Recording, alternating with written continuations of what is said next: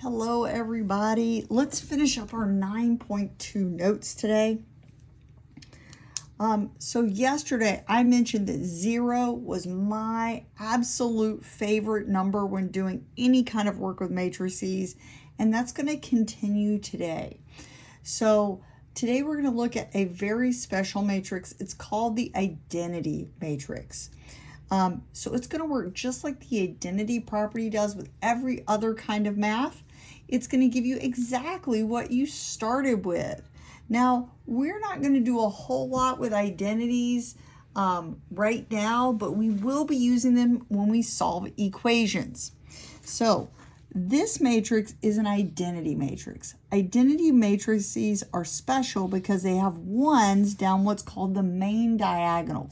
That's the longest diagonal that starts in the left and goes down toward the right. Everywhere else, it's going to have zeros. So we're not going to be using this at this moment, but here's an example of a 2 by 2 identity matrix. Notice that you have ones down your main diagonal, your longest diagonal that goes from left to right on the bottom side, and you have zeros everywhere else. You can extend this. Of course, there's the 3 by 3, but we can also do this in any size that we want. So here's what a 4 by 4 looks like. So notice I only have ones on the main diagonal and I have zeros everywhere else. So these are some different sizes of identity matrices. So yesterday we talked about how matrix multiplication was not commutative. There is one single exception, and that's the identity matrix. So let me take a look at it. I'm not going to go through the whole thing with you because that does take a bit of time, but let's just take a look at what happens with these two matrices when I start multiplying them together. Let me just recopy it here. It'll take me just a second.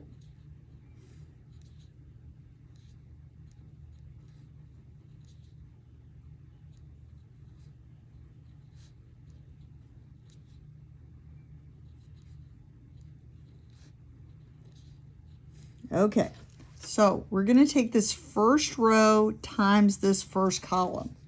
Okay, so that's first row, first column.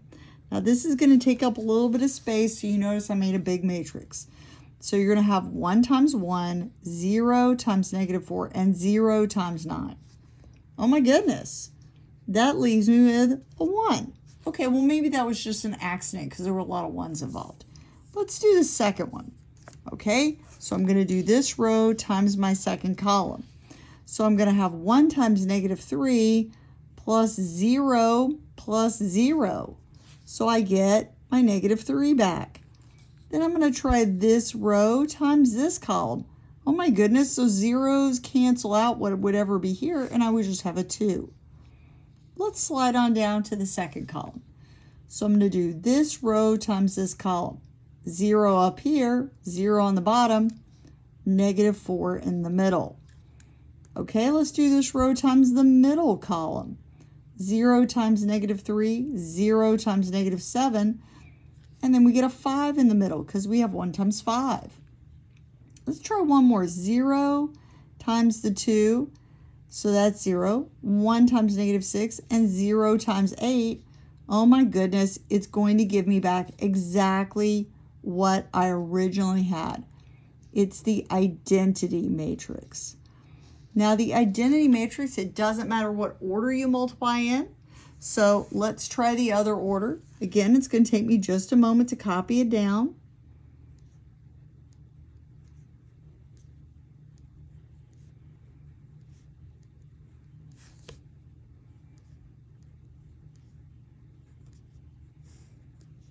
Because you might be saying to yourself, well, maybe the order is what's making this happen. Nope. It's just the magic of the identity matrix. That's why I absolutely love zeros when I'm doing multiplying. Okay, so first row times first column. Oh my goodness, look at this. 1 times 1, -3 times 0, 2 times 0. You get back exactly what you started with. Well, let's try it on the middle column. 1 times 0, negative 3 times 1, 2 times 0. Look at that. You're going to get exactly what you had before. So the identity matrix is going to be not so much a tool that we use a lot as it is going to be something that we're going to be looking for. And certainly those of you who are planning on doing higher math when you go to college involving linear algebra, which is what this is a small subset of, will certainly see that. So it says compare them. They are the same. Okay, it says that the matrix I is an identity matrix because the original matrix equals M times the identity and I times the identity. So in other words, you get the same thing for every 3 by 3. You can actually write here for all matrices. Doesn't matter what size they are. The identity matrix are always square, as is, let's see, always square with a 1 as each element on the main diagonal. That's your longest diagonal going from the upper left to the bottom right, and zeros for all other elements. Although the identity matrix commutes with any matrix, matrix multiplication is not commutative in general. We saw that yesterday, that you can't multiply in any order. So let's just kind of walk through that. What is the product of this? Here's a problem with letters. Okay, so that's the identity matrix, which means I expect to get back exactly where I started. First row times first column, I get an A. First row, second column, I get a B. Second row, first column, I get a C. Second row, second column, I get a D. Okay, now this is not the identity matrix. It's actually the negative or the inverse of it. So let's see what we get with this. A times negative 1, negative A. B times 0, no more B anymore. A times 0, no A. B times negative 1, negative B. C times negative 1, D times 0. C times 0, D times negative 1. So you'll notice that all this matrix did was change the signs on all of our problems. So essentially, it was the same. This matrix multiplication is exactly the same as if you had done a scalar multiplication by negative 1. So that's all that happens there. All right, we have one last example, and then we're all done with notes, and you can go finish everything up.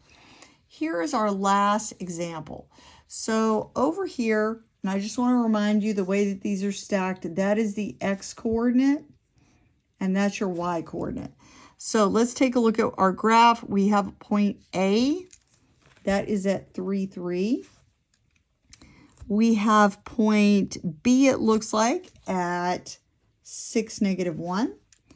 We have, looks like C is at 3 and negative 1. And then finally we have D over here. So I just kind of like wrote them all out and labeled them. All right, it says, what matrix represents the coordinates of the vertices of the image after it's been reflected over the y-axis? So there are a lot of these different matrices that we can play around with and we can use. But in this case, I am giving you this matrix. Now, I am not going to ask you to memorize the transformation matrices. I just want you to be aware that they are there. Now, one of you yesterday asked me a specific question about the order of the matrices and how do you know which order to multiply them in? And what I told you at the time is that it's going to tell you how to do it, or if it's not explicit, there may be a reason, like in this case, because if I try and multiply the matrices in the wrong order, they won't multiply. So let's take a look at what our dimensions are for our coordinates, our different points that are the vertices. So this matrix is a 2 by 4. So 2 rows, 4 columns. This matrix is a 2 by 2. Now remember what we have been talking about. In order to multiply, the inner dimensions have to match. So if I put this vertex matrix first, the inner dimensions are going to be 4 and 2. So I can't do that. I have to make sure that I put my rotational matrix first, or a reflection matrix. It's a transformation matrix. Okay, so I've got 3, 3, 6, -1, 3, -1, and 1, 1. Okay, so again, I have to do it in this order because if I don't, I won't have the right coordinates. All right, so here's how this is going to work. All right, so I have -1 times 3 and 0 times 3. That's going to give me a -3. Then I have -1 times 6 and 0 times 1. Okay, still doing okay. So that gives me a -6. Then I have -1 times 3 and 0 times -1. Then I have -1 times 1 and 0 times 1. So as I'm looking at this, it looks like having that -1 in that position changed the signs on all the values that are my x coordinates. All right, now let's go to the second row. So I've got 0 times 3 and 1 times 3. That's 3. Notice that that sign did not change. That's because it's being controlled by this +1. Then I have 0 times 6 and 1 times -1. Again, that sign did not change. 0 times, so I got my 0, 1 here. So I've got 0 times 3 and 1 times -1. Again, no change. And then finally, I have 0 times 1 and 1 times 1. So take a look at that for just a moment and see if that makes sense to you.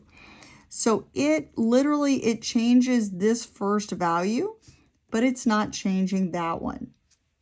All right, now I don't have a huge amount of graph paper, so you really can't graph this on here for yourself, but I'm just going to kind of graph it here. I'm going to call this A prime, B prime, C prime, and D prime. Let's kind of do like a rough graph. All right, so I would go 3 to the left and up 3. Look at that. It looks like it has been reflected across the y-axis, which is what I wanted it to do. Then I have -6, -1. Okay, that one's going to be a little rough over here. Let's see here. Maybe it's about here because I really don't have any graph paper. Then I have -3, -1. And then I've got -1, +1. Okay, now remember, not perfect. I don't expect it to be because I didn't actually put it on graph paper. But not bad, okay? So that's all it causes. Now again, what if you want to do other types of things? Like I can do 90-degree rotations, other stuff like that. There are other matrices, and you can literally Google and say, I want to move it 200 and I want to rotate 270 degrees. There's a matrix for that. I'm not going to ask you to memorize those. Okay, the last thing is really small, so we got to look really carefully. Matrix multiplication. Here it is all written out for you. Again, if you don't know how to do it, watch the videos that I posted today. There's 2 of them, well worth your time. And then here's the rules for the identity matrix. It says that if you multiply by an identity matrix, you get back exactly what you started with. All right, so at this point, you guys should be able to do the 9.2 assignment. I hope that you all have a fantastic day, and I will see you all back on Friday. And answer your questions. We'll also spend a little bit more time practicing multiplication.